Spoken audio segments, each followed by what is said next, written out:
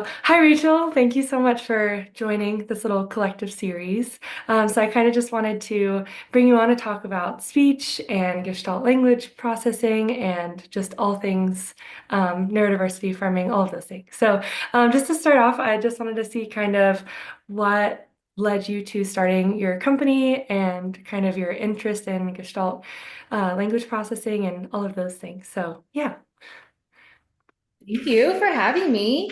I absolutely love all things Gestalt language processing and neurodivergent kids. I was working at a different private practice a couple hours away from my hometown, and I found out that my nephew is diagnosed autistic and he was not making progress in speech therapy. And so, um, from what I knew about his capabilities from like being home and visiting him, I was like, there's more to it than this. And so, I wanted to move home and start a practice where I could do therapy the way that I believed these kids should be getting therapy. Right. Uh, he's the first kid that I tried Gestalt language processing, that kind of approach, that NLA framework on. And when his language skyrocketed, I was like, okay, this is going to be the entire foundation of what my practice is going to be. So that's how we created Rooted Therapies. That is so cool. And so how did you kind of learn about, just for like the viewers, we might kind of shorten it to GLP, but that's just the shortened version of Gestalt language processing. But so how did you kind of first learn about that whole area? Did you kind of start to learn about it through your nephew, or how did that process look? I first started learning about it from Alexandra with Meaningful Speech. I used followed her on Instagram and I was like, this kind of seems like my nephew. Like my nephew kind of fits this profile. Um, so it was kind of through both, like trial and error and seeing what she recommended and like how she was incorporating play with her kids. I've always done a play-based approach, and so I've kind of had that natural language methodology to my practice. However, like I used to say, like autistic kids can only handle one or two words at a time. Like just give them two-word instructions, and we know that that is absolutely not the truth. Their brain is freaking brilliant, and they need all of the language. Yeah. So doing that and then seeing them being able to just explode once their brain gets the language that they need is just really cool. But the meaningful speech course, and then also Marge Blanc is like one of the big researchers for GLP. So like doing stuff that she puts out, she has a great book that's a great resource, as well as just like content that she's produced. Awesome. Very cool. And yeah, for like families that might be new to just the diagnosis or just kind of trying to see if their child or teen or adult might be a GLP, just to give background, are you taught that like throughout your coursework during your like master's program, or is it kind of a separate training that you kind of just are aware about and you learn? They talk about echolalia for maybe 5 minutes in grad school, but they don't talk about it in the framework of GLP, and they definitely don't talk about it as it is functional communication. They kind of just say, like, it's some things that some kids do. So, definitely, speech therapists have to go seek out the additional training and support on their own, either like through the meaningful speech or Marge Blanc to become trained in being a GLP provider. Okay, awesome. Yeah, good to know because I think that's also an area that some other like paraprofessionals may not be always aware of. And I kind of dove right into it, but so can you kind of backtracking back, can you just describe what it means to be a Gestalt language processor? And it's kind of a loaded question, but like the stages of it and kind of just all things identifying that kind of language processing. Language processor, Gestalt language processing is one of two ways that kids acquire language. And so you can be neurotypical in a GLP, you can be a GLP and not have a language delay, but it's a top down approach to acquisition of language.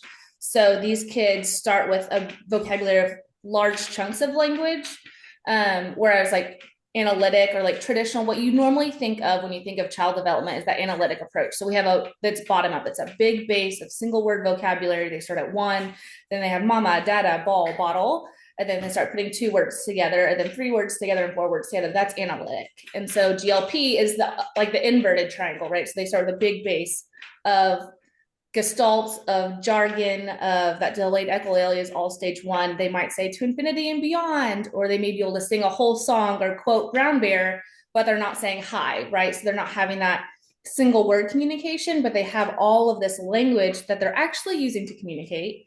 Um, and so that is stage one, that delayed echolalia, the long chunks, the strings of intonation or babbling.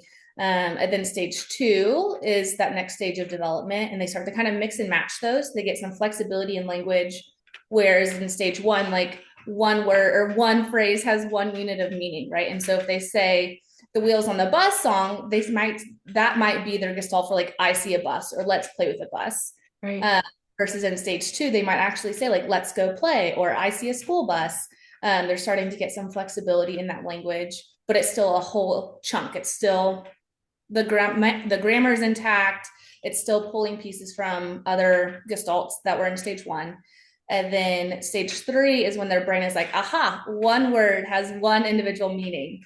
And this Okay. it starts to get so cool because this is when they start to create like their own, you get to like hear their own novel ideas and thoughts, right? Because they Wow.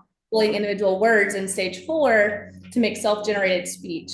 And it's so cool. Like stop in the middle of a session and be like, that was their own thought. Like I'll look Oh, at I it, love that. read that sentence on their own.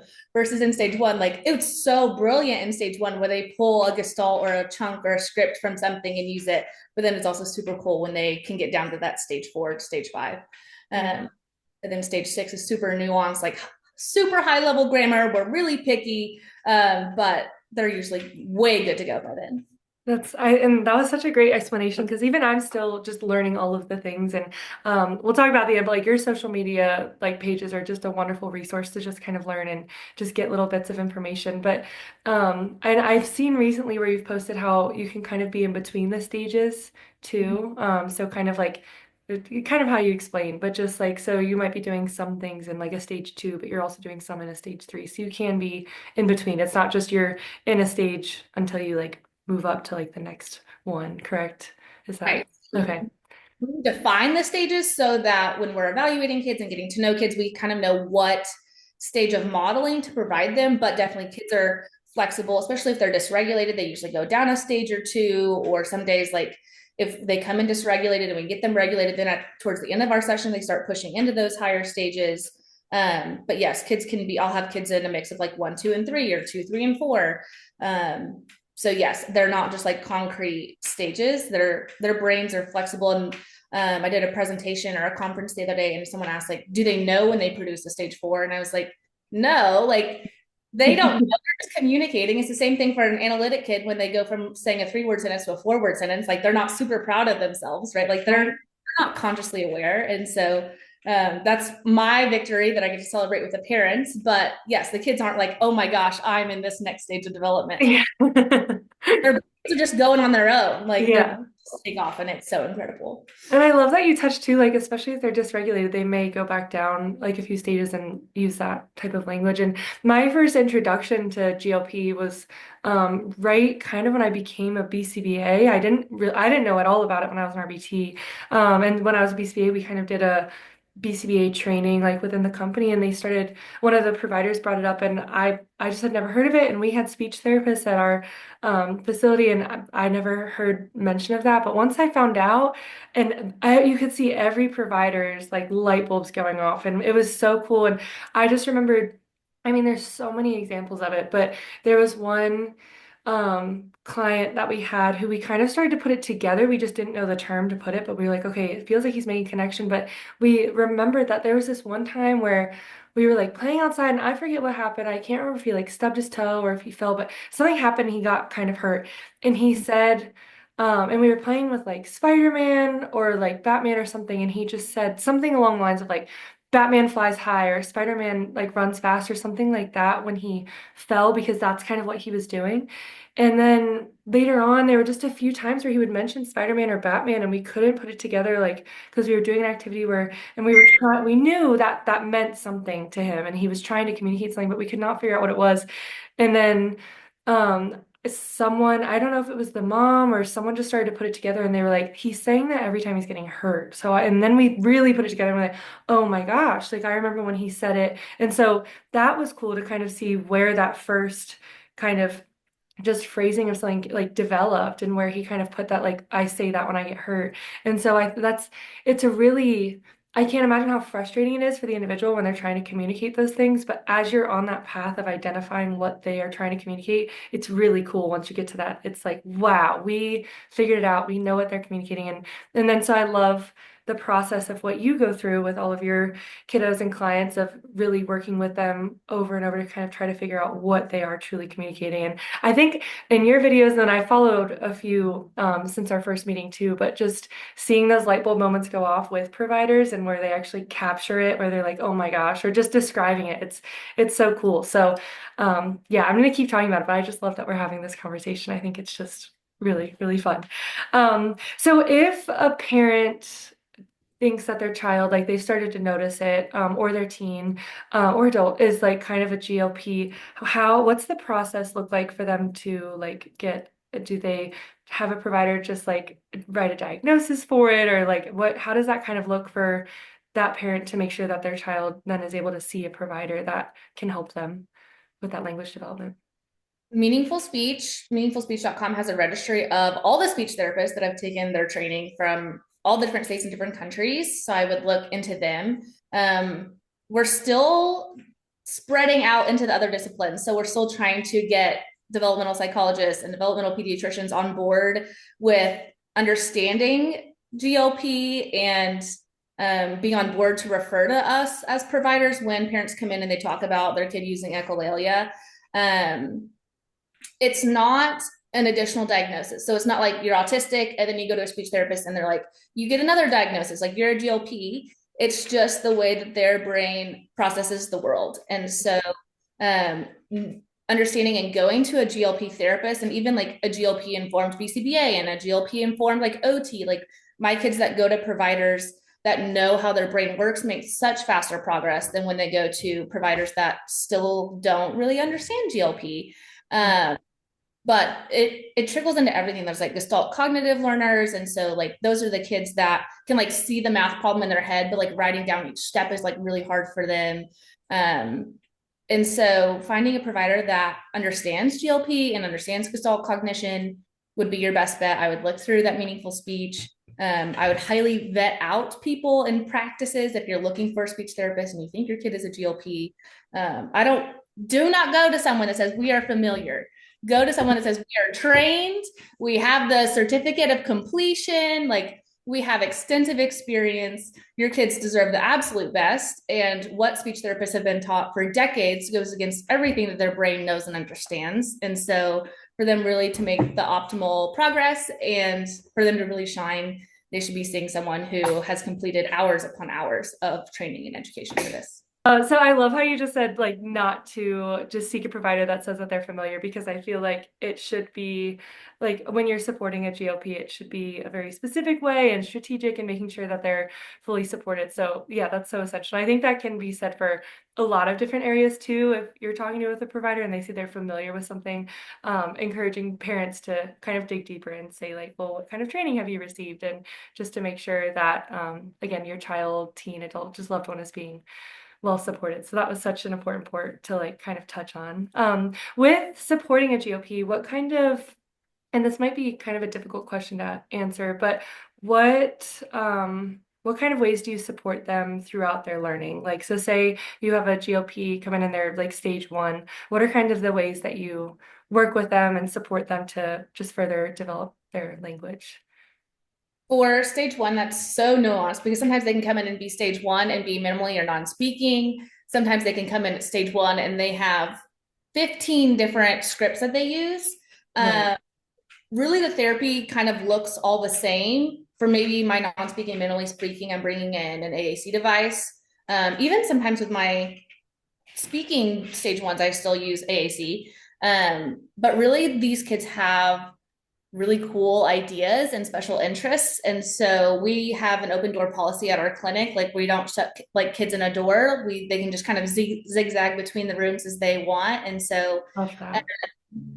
they'll kind of come in and they'll either bring their special interest or they know exactly where it is in the clinic and they'll just start playing. And I'm just embedding language in that current stage framework for them as they're playing. Sometimes a lot of these kids, if we're interrupting their play or giving their play suggestions, that is dysregulating. So I do a lot of parallel play.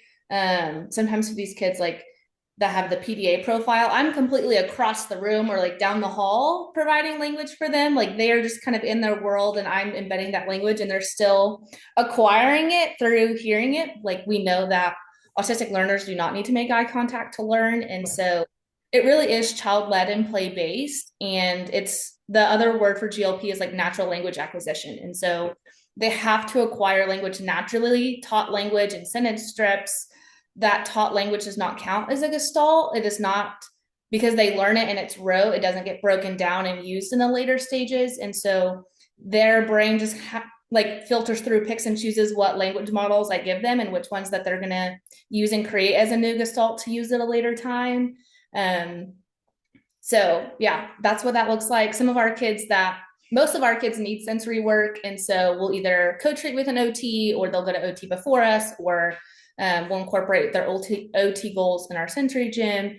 But it really is just, it looks like play. A parent commented the other day, she's like, I look back and I just like see you playing with my kid, but now he's in stage 4 and it's just wild. And I'm like, it is, but like when you know that what the language that I'm giving him, like it's so discreet, is like at his level or maybe like scaffolding up to the next stage, but truly it just absolutely looks like play.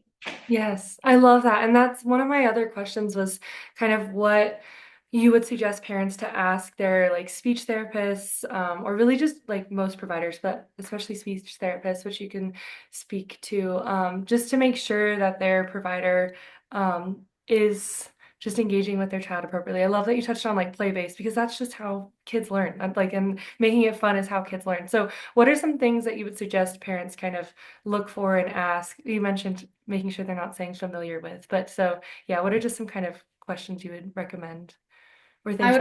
would also dig deeper in like play based versus like using play as a tool. A lot of speech therapists will say that they're play based, but really it's like a work first and then play second, or they're playing a game and they'll pause and then they'll work on flashcards. Um, we know that Gestalt language processors don't understand and can't answer WH questions until stage 4. So if you have a kid that's scripting and they have WH question goals and they have pronoun goals, that's not how they develop language. So find a better fit as a speech therapist. Really making sure that they are allowing your kid to use their special interest. Their special interest isn't a reward. Sensory isn't a reward. Like your child should have that autonomy to interact with what they find interesting and what their body needs and what their regulation needs are. Um, so making sure they're not working on WH questions, making sure that play is the actual medium of language therapy and not a reward. I would also say like someone who is willing to collaborate with other providers. Your kid doesn't develop language in a box, and so um, being able to have them be able to explain GLP to your child's other providers and be that support for them. Also, providers that don't make you feel badly about screen time. We know so many GLPs get their gestalts and scripts from YouTube and from shows Yeah. and movies. And so if they are lecturing you and making you feel bad for screen time, they're not the right provider, because truly media is such a great way for these kids to learn, and that it can be a learning tool. And limiting screen time can really limiting their access to language growth and development. I love that you mentioned that.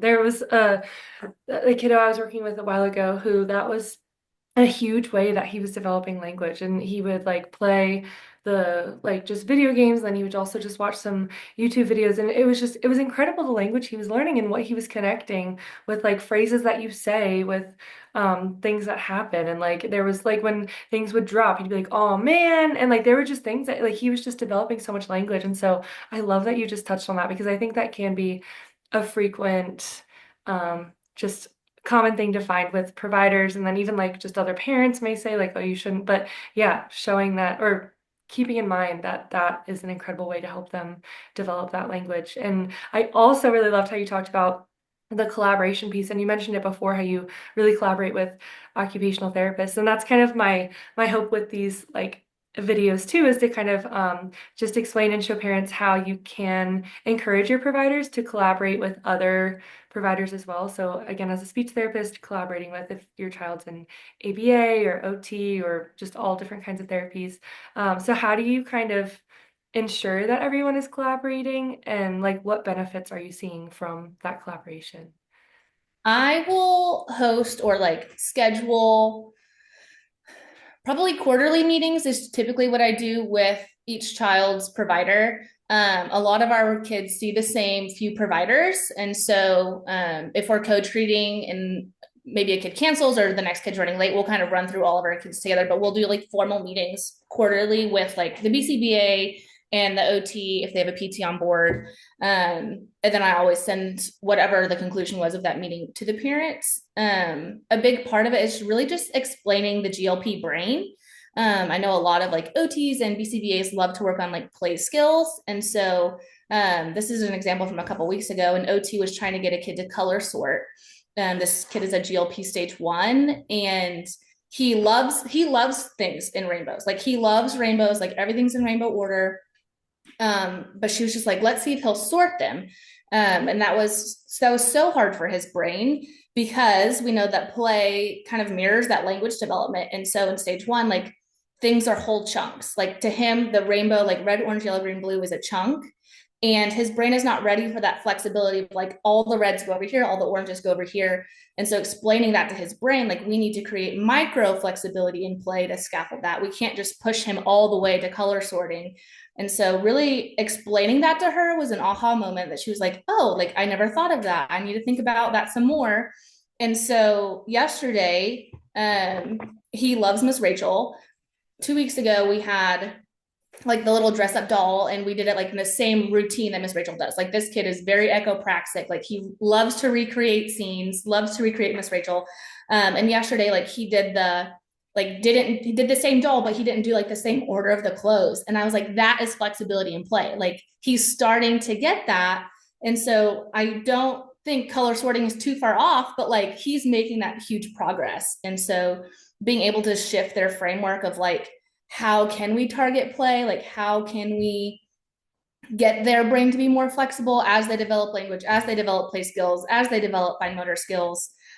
These kids are very top down learners. And so if they can see the whole picture, or like if you record a video of it to completion and then they watch that, they're much more likely to be able to complete it.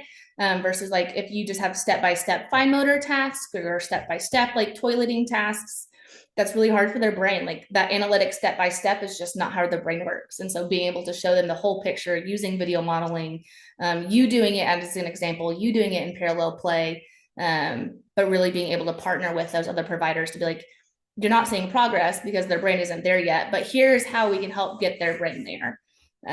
So that is like the biggest piece of the puzzle, I think, in pushing these kids to the next stage, is really that collaboration piece.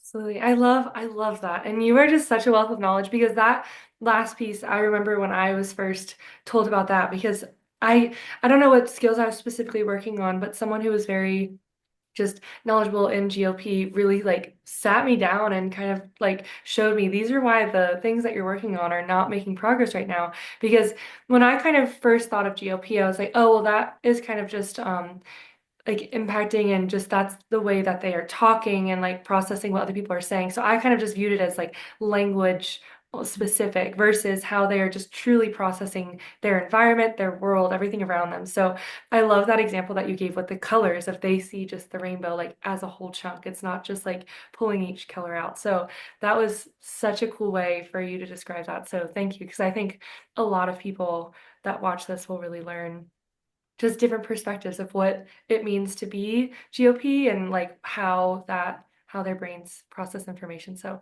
that was very, very cool. Um, so I think those were like my main questions I wanted to cover, but I know there's like a lot with GOP and speech. So if there's anything, oh, one thing I did, so I love your shirt. I love that it says neurodiversity affirming. And I kind of meant to cover this in the beginning, but and I've kind of tried to include it in everything that I share, but what does it mean to be neurodiversity affirming? I feel like it kind of really goes hand in hand with GLP because like we're not trying, I mean, you can dive into it, but I think that those two kind of really complement each other. So yeah, if you could just kind of go into detail about, or not detail, but describe what it means to be neurodiversity affirming. For me, like neurodiversity affirming, so neurodiversity is just like brain differences, and then affirming is like affirming that brain difference. And so people that are neurodivergent, like ADHD, autistic, dyslexic, apraxic, their brains just experience and view the world differently. And so instead of trying to make them appear more neurotypical and having them do compliance-based therapy to be more neurotypical or develop language like an analytic language processor, we are looking at all of their skills as strengths, and we are not looking at them with the medical model or the deficit space model. Like neurodivergent people are so intelligent, like Yes. they're so intelligent, and when you kind of step back and you put that detective lens on and you're like, okay, what they're doing is so brilliant, and you can really look and use their strengths to help them grow and develop. That is what neurodiversity affirming is. Like we are just taking that child, that teen, that adult, and letting them be their authentic self. Like we're not asking them to mask, we're letting them be who they are and what they're interested in and talk about what they want to talk about.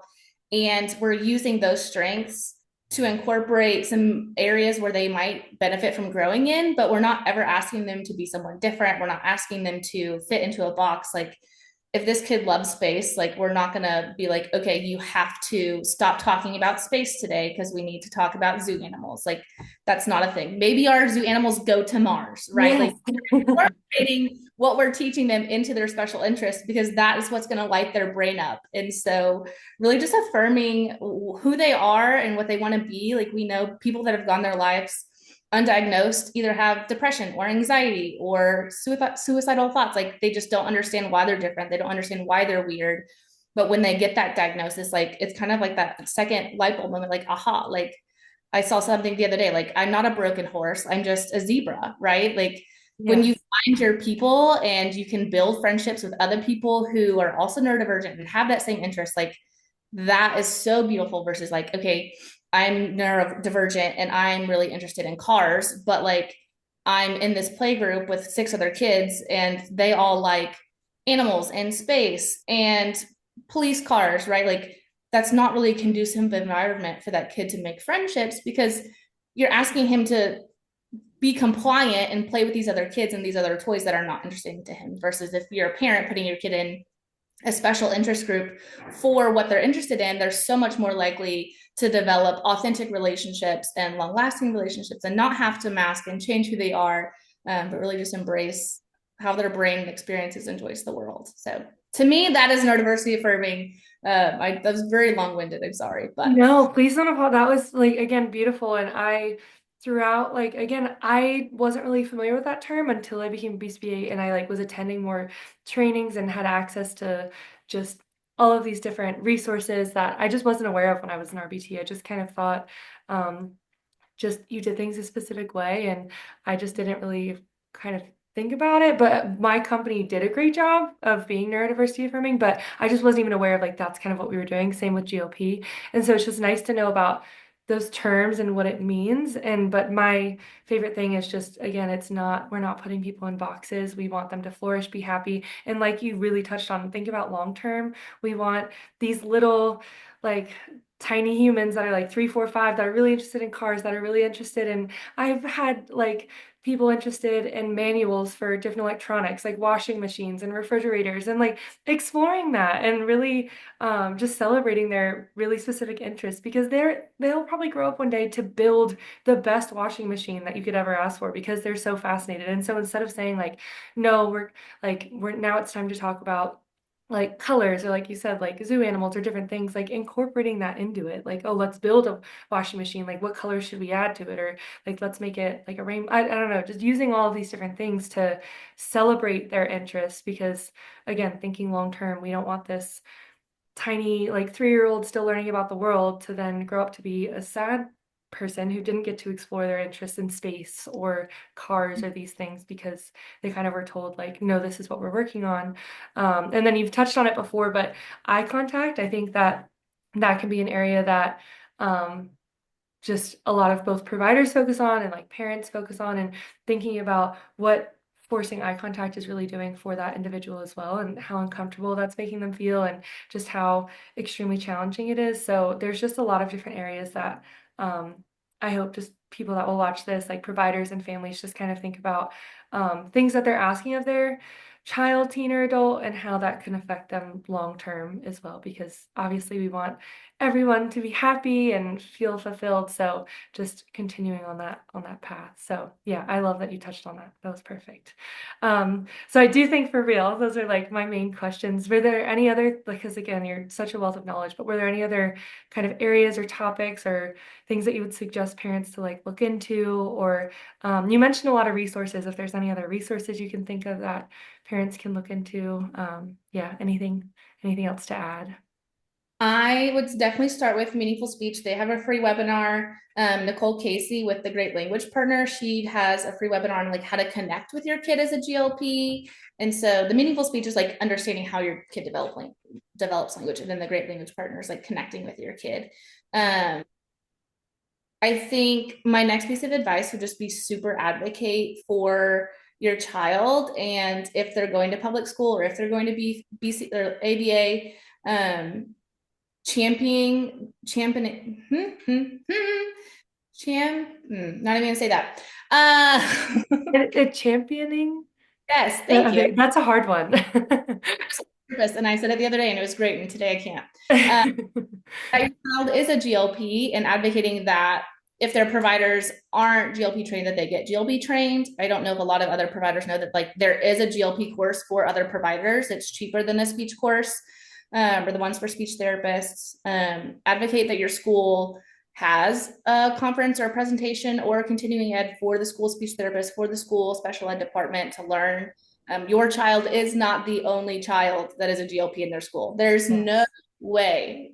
Research shows that like 85% plus of autistic learners are GLPs. And so really advocating for your child and all of the other children in your school, in your kids' environment, also get supported the way their brain gets supported. So that would be my biggest piece. Just advocate, advocate, advocate. Make sure you're in front of those people that understand and love your child for who they are. If you go and a provider is dreading seeing your kid, next. That's not the one. That's not the one. That's not neuroaffirming. That's not connection based. That's not play based. Like go to someone that loves your kid. Yes, I love that. That's beautiful. I think that was, yeah, a perfect way to end that. And I didn't touch on this before, but your physical location is in Dallas, correct? Is it like in the, or is it like Fort We're Worth? in the Metroplex, so we're in Louisville. Okay, perfect. And so, and then people can find you, if you want to say like your website and like your Instagram so people can know where to find you. Yes. My website is www.rootedtherapies.com. And then our Instagram is at rootedtherapiestx. And then for providers, my provider Instagram is at Rachel Terrell, TERRELLSLP.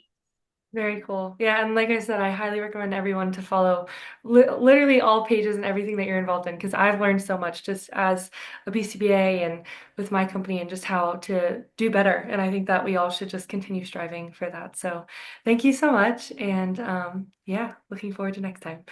Thank you.